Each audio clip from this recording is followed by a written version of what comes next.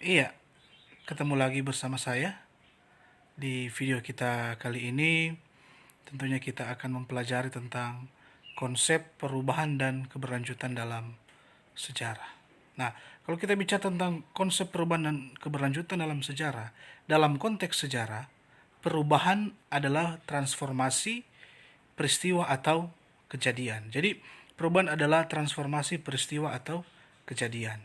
Nah, perubahan tentunya dalam konteks sejarah itu ada yang namanya terjadi secara cepat, tapi pun juga terjadi secara lambat. Nah, terjadi secara cepat tentunya kita melihat peristiwa atau kejadian di mana ada peristiwa pengeboman kota Hiroshima dan Nagasaki pada 6 Agustus dan 9 Agustus 1945. Kejadian tersebut membuat Jepang menyerah tanpa syarat kepada sekutu pada 15 Agustus 1945. Itu perubahan yang terjadi secara cepat dalam konteks sejarah. Kemudian yang terjadi secara lambat, ada penerapan politik etis atau politik balas budi di Hindia Belanda yang lambat laun mendorong kebangkitan nasional Indonesia pada awal abad ke-20. Nah, itu perubahan dalam konteks sejarah. Nah, kalau kita melihat keberlanjutan, nah, keberlanjutan itu adalah kebalikan dari perubahan, yaitu berjalannya suatu peristiwa secara berkesinambungan, konsisten tanpa terputus dalam kurun waktu yang lama.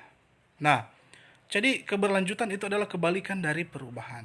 Kalau kita melihat contohnya, yaitu Wangsa Sailendra berkuasa di Jawa selama kurang lebih sekitar 250 tahun. Oke? Nah, lantas bagaimana kita mau mencari tahu tentang perubahan dan keberlanjutan tersebut? Apa yang harus kita lakukan? Dengan cara kita membandingkan. Nah, di sini bisa kalian lihat, yaitu perubahan dan keberlanjutan dapat diketahui dengan cara membandingkan. Apa yang kita bandingkan di sini? Nah, yang kita bandingkan di sini adalah kita membandingkan itu peristiwa masa lalu, peristiwa masa sekarang. Jadi kita melihat peristiwa-peristiwa yang terjadi, tetapi bukan cuma satu atau dua peristiwa, bahkan lebih peristiwa yang terjadi. Sehingga kita dapat melihat perubahan dan keberlanjutan dalam sejarah. Kita lihat peristiwa masa lalu. Untuk mengetahui perkembangan bahasa Indonesia, kita dapat membandingkan kebijakan pemerintah kolonial dan Belanda dengan pemerintah pendudukan Jepang. Jadi kita membandingkan itu kebijakan bahasa Indonesia oleh pemerintah kolonial Belanda dengan pemerintah pendudukan Jepang. Sementara peristiwa masa kini, kita membandingkan perkembangan bahasa Indonesia pada masa kebangkitan nasional dengan masa sekarang. Oke? Nah, selain membandingkan, tentunya ada cara lain untuk kita mengetahui tentang perubahan dan keberlanjutan, yaitu dengan cara menandai. Nah, menandai yang dimaksud di sini adalah kita menjumpai yang namanya periodisasi. Mengapa? Karena periodisasi adalah cara untuk menandai perubahan dan keberlanjutan dalam sejarah. Contohnya, periodisasi dalam sejarah Indonesia dari masa praaksara hingga masa Islam.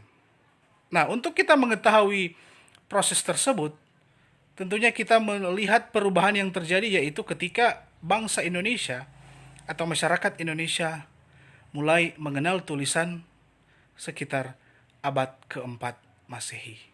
Nah, itu ditandai dengan diketemukannya prasasti atau yupa di Kutai, Kalimantan Timur.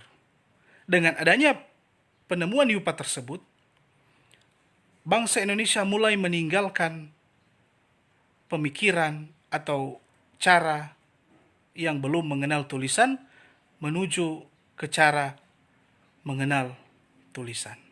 Oke?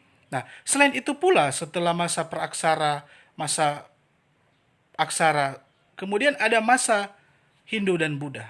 Nah, pada masa Hindu dan Buddha itu ditandai dengan adanya penemuan-penemuan atau pembuatan-pembuatan itu kerajaan-kerajaan yang bercorak Hindu bahkan pun bercorak Buddha.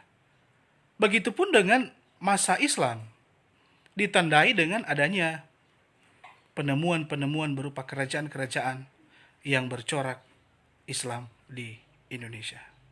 Oke, sekiranya itu dulu.